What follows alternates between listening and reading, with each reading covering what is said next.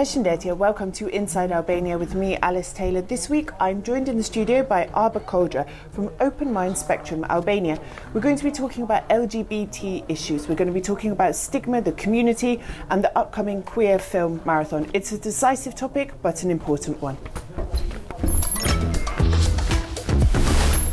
Arbër Kodra, welcome to Inside Albania. We've been friends for, I think, 6.5 years now, so it's about time I had you here. Thank you so much for the invitation. Now, I want to start by reading you some statistics. These were statistics that came from a survey conducted by Barometry, part of Euronews, which took stock of Albanians' attitudes towards the LGBT community. These are from earlier this year. Now, the results are not positive, and I just want to run through them and get your perspective on whether these are accurate and what you think about them.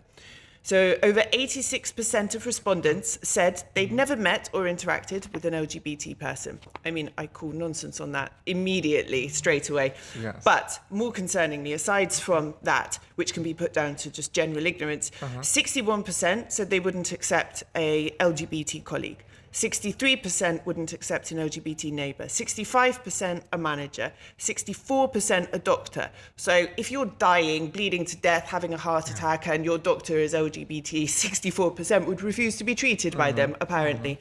74% would reject a friend who was LGBT or would not have one in the first place. Over 81% would not accept an LGBT teacher. And almost 95% said they would not accept a family member who was in an LGBT relationship. I find these staggering because I was looking online and there are loads of studies done by governments and NGOs and scientists and sociologists that say up to 10%, maybe even slightly more, of any population could be under the LGBTI umbrella, depending on the definitions that are included in it, and of course the fact that many people wouldn't admit it or necessarily declare it. So those statistics, I mean, if you consider around 10% of the population, some of these people who are saying these things are potentially LGBT themselves. It boggles my mind. And they're pretty harsh statistics. And I want to start our discussion, our very important discussion today, by asking you, what do you think about these statistics? Do you think they're realistic? Do you think it reflects how Albanian society feels? And why do you think these numbers are so shocking? In fact, Alice, if I want to compare since when we met by that time, situation has changed, of course, sometimes for worse and sometimes for better. But the statistics, of course, are very shocking, concerning and disappointing, to be honest. If we compare for a few years, it was another research made a few years ago. And what is good that a lot of people has responded to this survey, because in the first one, we had very, very, very low statistics. This is very concerning in terms of what you have mentioned in terms of percentages, which means that even though the situation has been slightly changed, there are still a lot of issues that still remains to be worked on, like non-acceptance in the society, like people that they don't want to interact, or people, as you said, as from the research that they never interacted with an LGBTI person, which is not true. Some of them are lies, of course, but it's very shocking in terms of societal acceptance. Because at the end of the day, we are all human beings. And coming to the fact that what is this research percentages is really, really concerning in our lives. I just want to say, this statistic about people never having interacted with an LGBT person and things like this. I had a friend, he was working here for an international organization about 5 or 6 years ago. He was gay, and he was showing me a dating app, an LGBT dating app, and the results for Albania. And it was full to the brim of Albanian men who were not showing their faces. And he was telling me stories and showing me messages of conversations he'd had with people who were married and had kids. And I mean, there were a lot. So I think there's definitely a level of unacceptance on the surface, but also people are not being honest with themselves. Of course, this comes also, I mean, we know why this comes. So the dating apps without faces, people that are not out in the society as being LGBTI, because like a lot of things that we we know, like you can lose your job, you can disclose your identity to your family, which they don't want to. The majority of the people, for example, live in Albania, live with their families. So if your family throw you out of home, you have no possibility to make a life after, because not having a job or not having a lot of goods to do your life. So it's very shocking, in fact, like, because what this society has done. There is still this patriarchal society. Of course, that there are a lot of changes, what I'm saying, but still needs a lot of things, like to make people aware that LGBTI people exist, and we are all among you. You know, like I can be your friend, I can be your brother, your kid, whatever. And it's very good. It's very important to make people accept us in a lot of ways. I also I have obviously been following the story of asylum applications in the UK quite a lot, and there are people from the LGBT community who have requested asylum in the UK, and the Home Office response, and I know because I've been asked to be a witness, expert witness a couple of times, where the Home Office has said there's no longer any reason for an Albanian person to seek asylum on the basis of sexuality. And my argument was sort of, well, if you can't get a job, if you're kicked out of your house, if a landlord won't accept you. And these are all cases I know of where people have been removed, evicted from their rental properties, where they've been attacked on the street, where they've been assaulted by family members, where they've been pushed out of jobs, blacklisted in a certain sector, etc., etc. You know, that how can you have a life if this is what you're... And they're sort of, no, that's a bit exaggerated. Albania has non-discrimination rules in place. It has this in place, that in place. On paper, we have everything in place. We have a very important national action plan, which is the third one. I mean, there a lot of things has been changed, but the lack of political will still continues, because the plan is super great if we feel all of the measurements and all the activities set up there. But as I mentioned, the political will has to be much more higher in order for that we are all treated as citizens of our country. Because it's true that when for Albania, when they say that it's no reason to ask for asylum, but on the other hand, the reality that you face here, as all of the things that you mentioned, is really concerning. Yeah, I mean, if I, as a straight person, has had death threats for writing about LGBT situations, imagine what it's like for... I mean, even appearances in the media, not only today, but in every appearance that we make, we have this online harassment and online hate speech that which is very... Sometimes it's really like, we walking in the streets, of course, Albania is safe, but sometimes we as activists, it's not very easy for us like to be visible with a lot of things. Yes, no, I know this.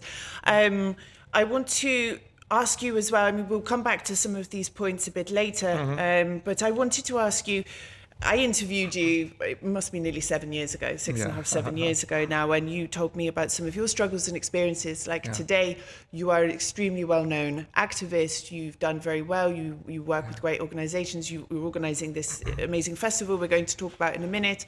You have done very well in your work in advancing rights and visibility for the community in Albania. So firstly, congratulations for that, but it hasn't been an easy path for you.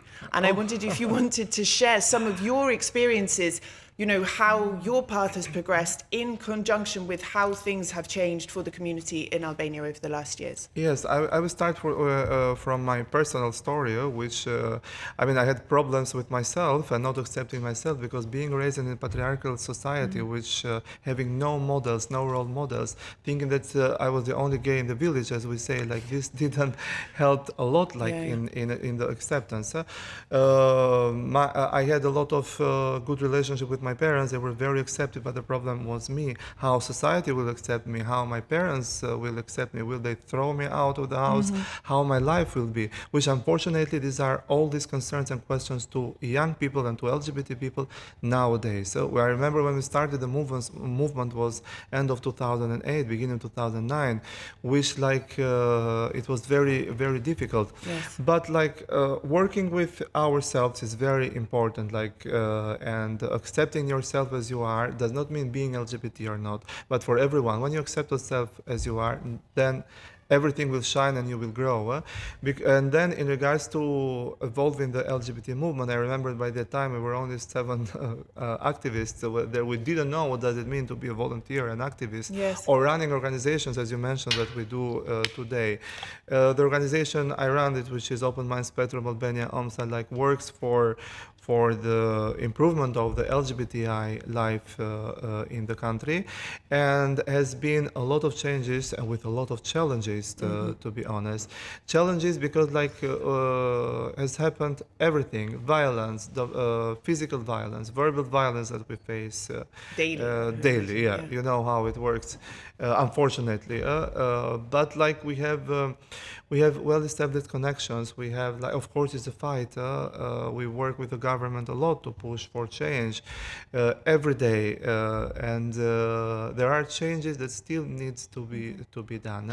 In regards to the National Action Plan, we are taking one by one because, of course, we know that change takes time, and we have to educate and prepare the society. But this is a fight that we do every day.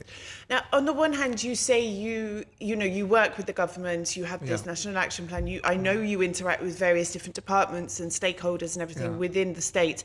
But then on the other hand, you say there's a lack of political will. Like from the outside, it seems like behind the scenes, they're willing to collaborate. But when it comes to making public-facing statements, they don't want to. No. Is that a correct assessment, do you think? Because obviously they would lose votes. Me personally and the organization, we have worked and we just started this summer, which will continue, an initiative about political participation of LGBTI people, which does not mean to make people ready to run for office, but like to work with our government and our politicians through semi-structured interviews, through meetings. As you said, it is difficult for them, which in some way we understand, in some way we don't. It's difficult for them like to be in a public conference and to have public statements, what they believe and what are their stances for LGBTI people. And we have to find the ways, and we meet in small groups. They are willing to collaborate. Of course, they are willing. It's their duty to collaborate because we are citizens of this country, and of course, the politician choose. We know that is their duty to collaborate and to work for the well-being of the citizens. But there are, as you said, like the biggest fear we know, the biggest fear is losing votes. So we don't pressure on that thing. We pressure in the thing that we want, like what is being said to be implemented, which calls for us to be equal in all spheres of life and legally treated. Because even with the politicians, we have to explain why we need, for example, the civil union and the changes on the family code, because this does not mean marriage or adoption or kids. Don't go that far. Yeah, they're not going to take the word mother and father away. Which is not the truth. No, I mean, for example, I live with my partner here in Albania, and like, what are my legal rights? I'm not legally recognized as a citizen. If he gets sick, you are not entitled to information about him. Of course not. If he dies, God forbid, you are not entitled to any right over arranging things, of inheritance, if you have property together. I mean, and these are just a couple of examples. That's what we talk about, legal equality, you know? Being able to have the same legal rights as a heterosexual couple. It's not about saying, oh, we want to steal the words mother and father and change it parent one and parent two, which was actually not the case. It was not the case. It was an addition, wasn't it? I'm very happy that I have that we have friends and journalists like you in order to explain and not to do this. I mean, because I don't want to say bad words for the media, but some of the headlines are really concerning. And like I always say, please, I mean, when the media calls us, please don't promote hate speech and violence, because we will be in the streets and we will be more visible. And it's important to promote something good and peace, not violence. And and that's this is very important for us to be really safe. And why the community is not out? Because we don't feel safe. The community Yes. that not as an activist, because I'm out. A lot of people are out, but we have to be safe in our country. Like, people are entitled to disagree. They're entitled to have their reviews. Yeah. Religious lead, you know, that's debate is healthy. But when you sensationalize disinformation Yeah. and fake news, and when you highlight violent or insightful comments as headlines, this normalizes it, and you create a situation where people think, oh, okay, this is normal. It's all over the TV. I can go and beat someone up, or I can shout at them in the street. You know, this is the problem. We as journalists have to check our facts and make sure that what we are reporting is actually correct. No one wants to remove the word mother and father. We're not going to have, you know, cues of same-sex couples stealing your children away from you to complete their family. You know, this is nonsense. It doesn't impact other people's lives in any way. It doesn't change anything for a heterosexual couple. It just extends legal protections and rights to other members of society. Exactly, and in the terms, because there is a lot of debates to parent one, parent two. I would never call my mom parent one. How are you? Because like this is not to take out the word mom and dad. Because parent one and parent two like can be everyone. Parent one can be the grandmother or the uncle, because like, who is taking care of the kid. Even a family, maybe there is the mother is the biological mother. The biological father's not in the picture. She's married someone else. He adopts the child or whatever. He's not technically the father, but he is a parent. Exactly. You know, there are other scenarios for this so it's as well. beyond that. It's not. It's not that. So. No, I could rant for ages about this, but I think we'll have chance to come back to this a bit later. Now, something that's really important, and I think is the way forward, rather than, you know, telling Albanian society, this is how it's going to be, is through exposure, through desensitizing, through familiarizing people, through educating people, you know. And I think over the last few years, things have maybe progressed in some ways, as in, I remember the first Pride I went to, there was very few people there. It was full of police. Most of the people there who were not foreigners were wearing masks. Now it's completely different. You know, things have changed. People are a lot more open. There are bars which are well known as being LGBT. You know, there are festivals, events. I think these play a huge role in giving more freedom and security to the LGBT community, which is where your festival comes in. So between the 30th of September and the 17th of October, you have the Queer Film Marathon. This is the 5th edition of the festival. You have the floor. Tell me what it's all about. So the Queer Film Festival, I will tell you how the story started. I was proposed by a friend of mine who is a producer in the Netherlands in order to do this festival in Albania. It was 2018. I was like, he knows that I like challenges and I like to fight, but my fear was, okay, we'll do it, but will people be interested in that? How people will react? Will they come to see our movies? Okay, let's try this. We tried with the International Human Rights Film Festival, the first 2 editions, because like in order to see how people will react and to be together.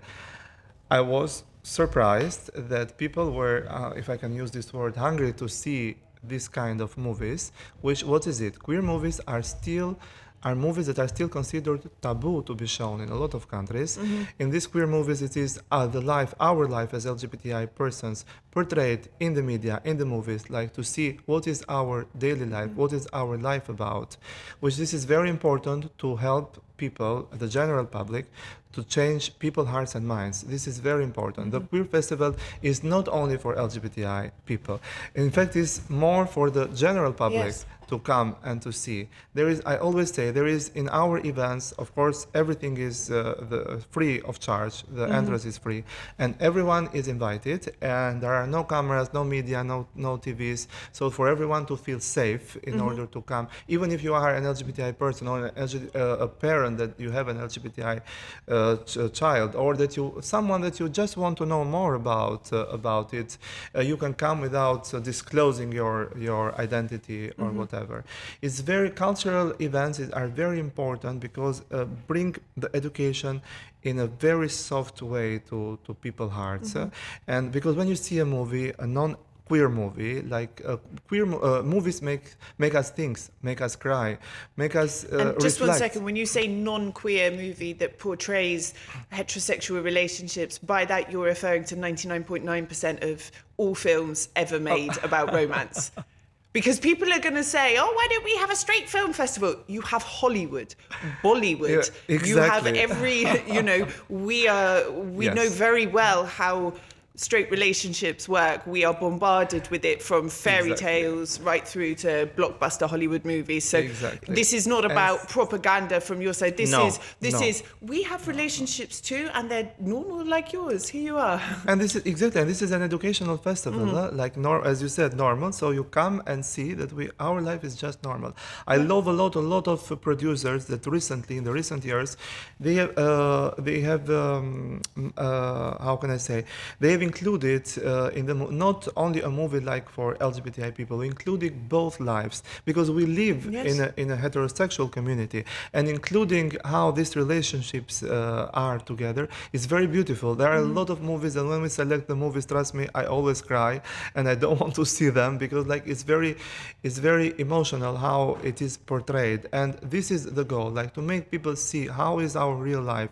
to make them think, to make them reflect before doing that online speech, how I'm going out of this media. So this is the goal of it, to educate the general community that everyone is equal and we have the same life, the same fears, the same strength, the same challenges and everything. So this is not a because I know what people have said. They'll say, "Oh, they've got their own festival. Why do they need their own? They should just get about their lives, being quiet or whatever." So this is not just a film about queer people for queer people. This is a film festival. This is a film festival about queer people's lives through art, through culture, through film. But it's for everybody. The same way that Hollywood is for everybody. Exactly. Yes. I'm very happy that also our artists from Albania are joining. I'm very happy that you will join us this session too, because it's very important for artists and for people like you and journalists and everyone that is in the public sphere, because your voices are heard and artists' voices are being transmitted to the general public, and an artist can tell. We have big artists internationally that have made change in regards with their voice in this regard. Also, we have. During the festival, we have after each movie a panel which are artists, which are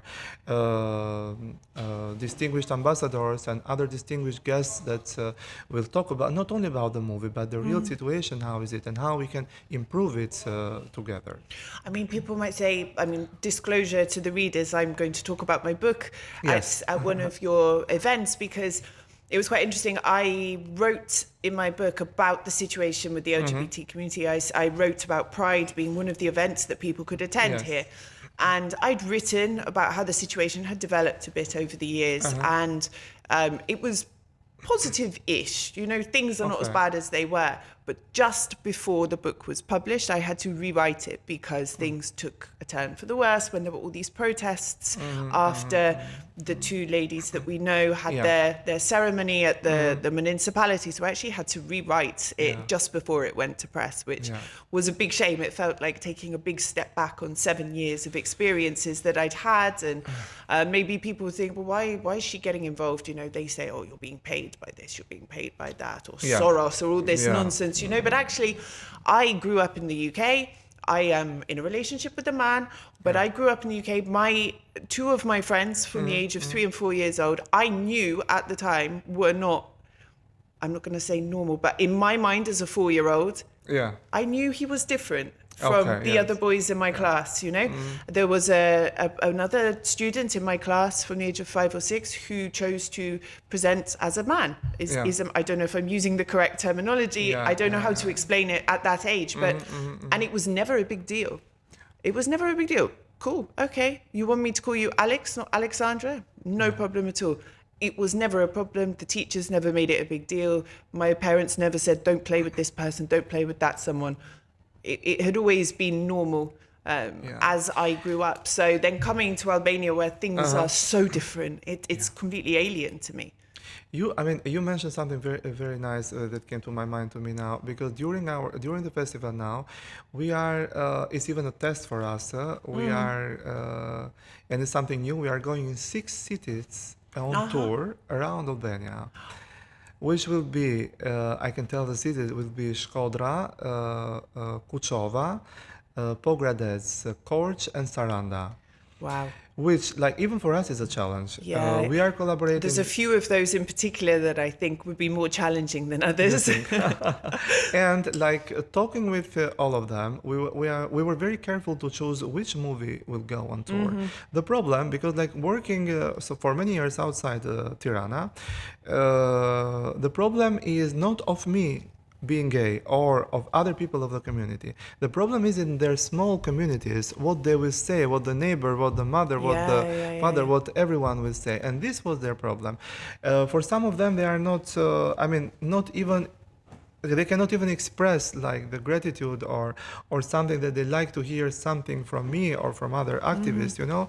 And being careful of choosing the movie, because the comments were like, we don't want a movie that has intimacy, which a lot of Hollywood movies, as you mentioned, like they have a lot of intimacy. Like it's on primetime TV. Exactly. You know? So I was trying to explain, and then with the team, we said, okay, you don't want intimacy, then we will put an emotional movie so you can cry. We made a little bit of fun.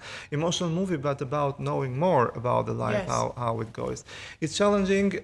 We are collaborating there with women rights organization and youth organization in order to bring them together and to bring more education.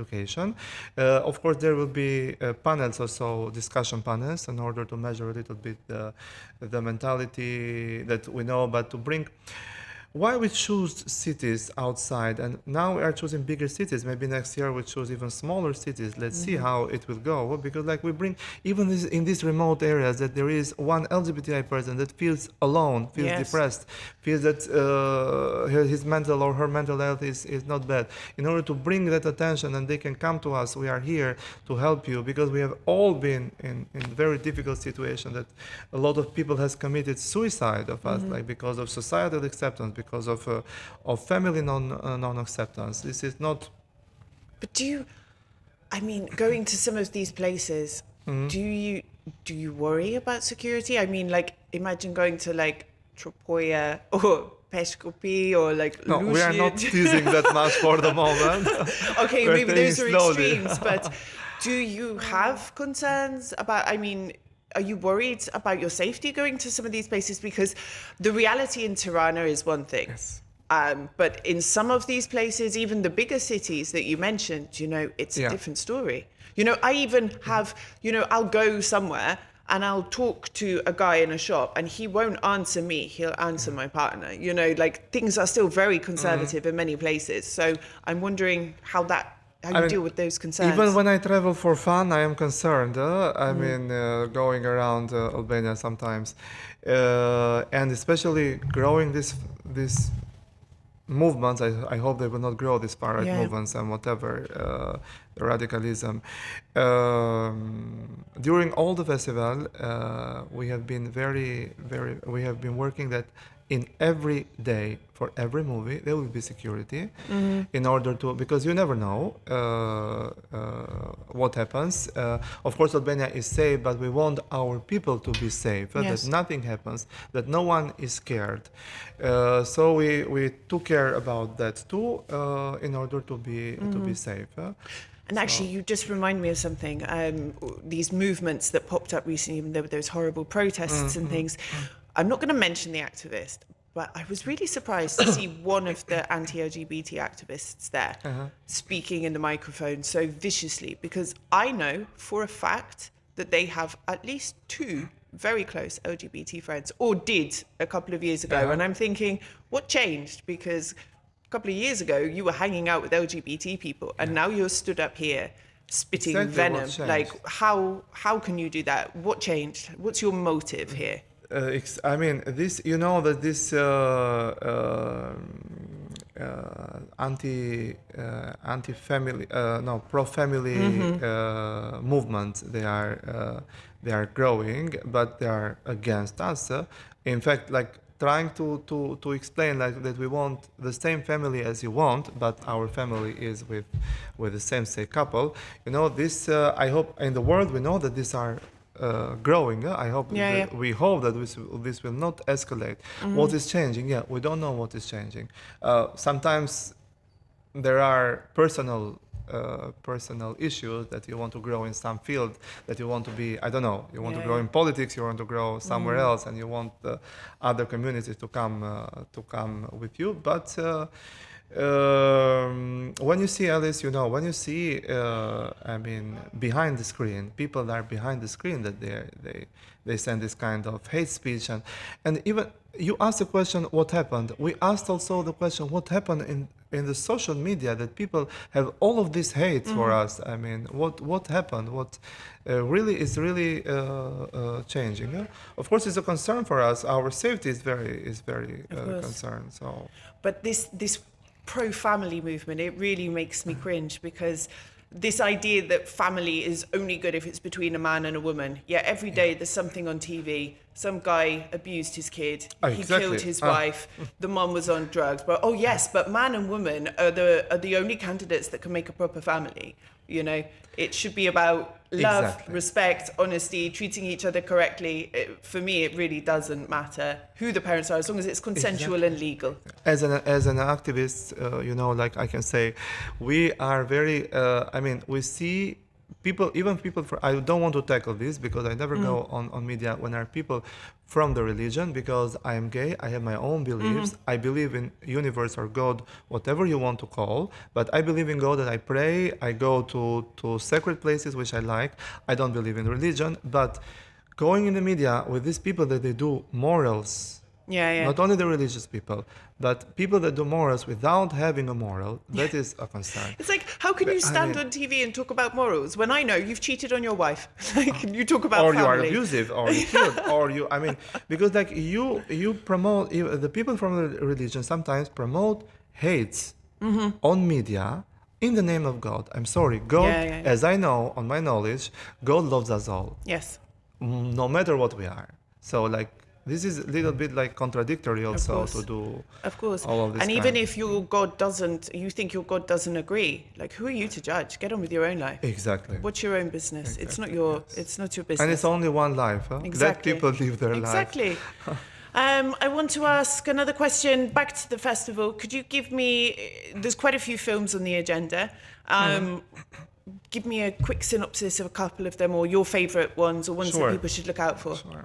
There are, trust me, when we were selecting, there are movies very, very touching that, like, I was crying. Imagine, are very sensitive. We were careful to choose this year a lot of, I say this as a joke also, because there are not, it's true that there are not a lot of movies about lesbian community. We try to add more this year and to make a balance between movies about lesbians, movies about gays, movies about transgender, so there is a mixture of the movies. My favorite one is this one that I cry, to be honest, because this is a movie that caused a lot of debates in Italy. It was a guy, it is called, in fact, the movie Nata per te, Born for You, in English. It's a guy who wanted to create a family. He wanted so much to create a family, and this portrays his life and his struggles to have a family, especially to adopt a kid. The movie, I don't want to go beyond, because the movie is not for adoption and for our right to adopt kids, but is for the right that we can have a child, So what happened? I will say it very shortly. He was looking so desperately for kids to create a family. The social services in Italy was not giving, this is a true story, was not giving to him. And after a couple of months, they called him and they said, we found you a girl, a very nice baby, but come here because there is a problem. What was the problem that they said is a problem? The girl was with Down syndrome, and we are giving it to you, we are offering it to you, because she was refused from 30 heterosexual families. What does that mean? So he said, he put it very nicely, in fact, that maybe these parents are not ready because they don't have knowledge how to raise a Down syndrome child. But this is a very big message. He does not want to see himself as a hero. He has an association for Down syndrome children, and he has this knowledge. He said, like, but this is not right. This even I have goosebumps now because like it's really touching, and this film will go on tour to make people understand the struggle and what society is doing, and why this heterosexual people does not accepting something that is different and something that they call normal. Now, this is a really interesting perspective. This is one of my favorite movies, to be honest. There are movies we are including more the drug culture. What is the drug culture? Drug culture, in all over the world, drug shows are made for heterosexual people.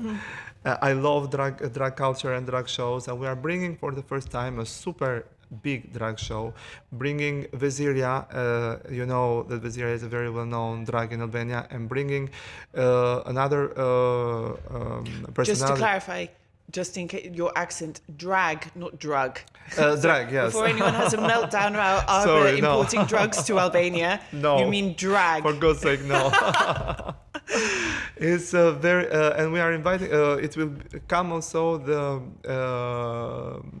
a personality who won the Drag Race Italy season 3, and people from Kosovo and from Albania will join. Great. We are making a big one, like to include everyone also from the region, and to give messages. Even drag shows are to give messages, and. This will be at the end of the festival. Another section, which is the second year that we include, is the queer on retrospective films, which this year is Pasolini movies. It's very important for a young generation, especially, to see that queer movies, not only for young generation, but also for the general public, that queer movies has existed. Many decades, years ago, and to see the queers on retrospective, how the situation was and how this movies was, is very interesting, even for us in the festival. I hope that people will listen to this with an open mind and come and look at these films. It's clearly not about pushing propaganda as well, and I think Albanian society really needs to understand that there are LGBT people in Albania. It's not like you're importing them to push an agenda or to get funding or something. These are comments I have read, Yes. I also want to controversially say as well, I've read a lot of books about Albania, including like historic accounts of travels through the country, and there are mentions of homosexuality being completely normal in certain areas of the country many years ago. Yes. It was accepted, maybe not talked about too much, but it was was known that guys going off into the mountains for weeks, months at a time were keeping each other warm at night. Also, I want to mention as well, my great uncle, Edward Lear, was a very famous painter and writer. He travelled through Albania 150 years ago. There's a museum named after him in Berat. He's got pictures in the National Museum. He's published books. He was homosexual, as was Robert Elsie, two figures who are greatly loved, adored, respected and admired by Albanians. If you can extend this level of respect and tolerance to people who contributed to the country or even didn't, why are you unable to extend that to your fellow countrymen? Exactly, the people that share the same blood with you, your neighbours, your teachers, your doctors, your family members, This is not a new thing. It's not a new agenda. It's not something we're trying to push. No, exactly. It's something that's existed in humanity since the dawn of time, has existed in Albania. Of course. Openly at the same level for centuries. I don't think it's increased or decreased, Yes. All you want to do is talk about it. Am I right? Talk about it and for everyone to accept us as we are. Because it's very, it's also disappointing a little bit from where we started back. And until now, I think that not only me, but a lot of activists that we work in the field, we will continue to raise awareness for people and to educate people. It will take time, of course. Albania was closed for 50 years and a lot of mentality still goes on. It was illegal to be... It was illegal until 1995. Of course, it still went on. Yes. It's not like everybody stopped for 50 years, but it was illegal. So obviously that had an impact as well. Yes. which like as I said, improvement has been done, and like what is very important, the young generation, we see the acceptance of the young generation among each other is much more softer, you know, that us when I was younger, when I was in high school or in elementary school, which like unfortunately bullyism is still ongoing, not only for this but for a lot of things in schools. But like when I talk about acceptance of LGBTI people and their self-acceptance, sometimes they take it very easy. We are very happy for this, which means that we've done a lot of good job, and we will continue to do it for the generations to come. And I want to say something as well. I'm probably going to get criticised for this, but my daughter's 5. And, I've never sat down with her and said, you know, there are straight people, gay people. You know, we've never had that conversation. But, you know, there are times where she said, she may have said something, and I've said, well, sometimes, you know, a man and a man, or a woman and a woman, they are married, you know, just in conversation. We've never had a full-on discussion. But she's in this stage of Barbies at the moment. And also, she doesn't watch YouTube or Instagram or anything like that, so she's not getting influence from anywhere, other than school and, you know, existing in the same house as me.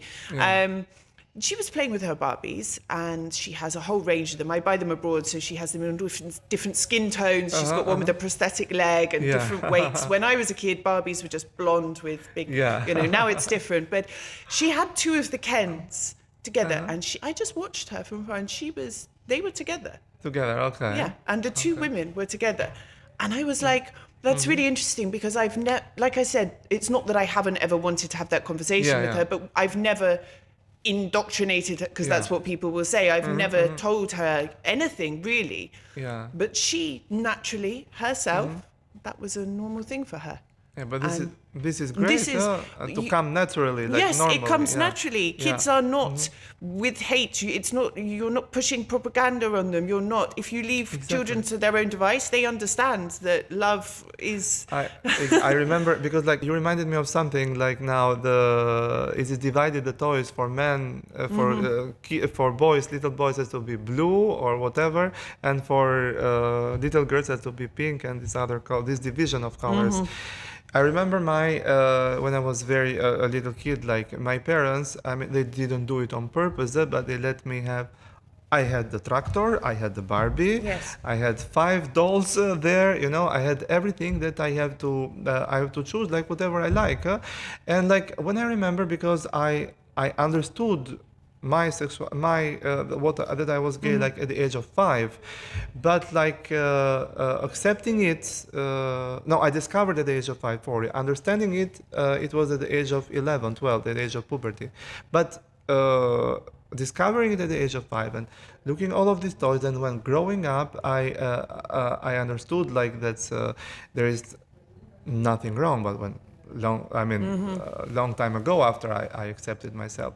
I say that because like sometimes this indoctrinated, as you said, like sometimes parents push a lot on model this, you have to do this, you have to do this, and then children suppress themselves and not accept themselves. I was very lucky, I always say, because my family, they are very supportive family. Your mom's wonderful. And I really thank you. I'm very thankful for them, and I hope and I want that every family to be like that. Of course, I understand the fear. Sometimes I understand, I don't understand, like what the neighbors will say, hearing other families, what this will say. I'm sorry, it's only one life. The neighbors can whatever say whatever you do. Even the new shoes you buy, how often you wash your car, your neighbors are going to have a problem and gossip about it. So exactly. My last question to you, if people want to attend the festival, where can they find out more about it? How can they register, etc.? Yes, so everything is posted on our social media, on Instagram, Facebook, Twitter, LinkedIn, and they can have all the information there about the programs, about the venues, because it's a marathon. There are 3 venues: it's Agimi, Destil, and Tula Culture Center. Great. And that's Queer Film Marathon. Queer Film Marathon Yeah. Tirana is Yeah. on all of our social media. That they can write to us. They don't have to register. Everyone free. is free. Everyone can come whenever they want. Every movie is at 6 p.m. every evening, starting from the 2nd of October. The big opening is the 30th of September by invitation, but every other event is for free and open to the public. Yes, so everyone can come and everyone should come. Should come and everyone is invited. Arbër, I wish you all the best success. Thank you so much. And thank you very much for your time and speaking Thank so you too. openly. Thank you. That's all for this week. As always, you can catch Inside Albania every Saturday on Euronews Albania, on our YouTube channel, Euronews Albania, and across all major podcasting platforms. Until next week, Mirapavshin.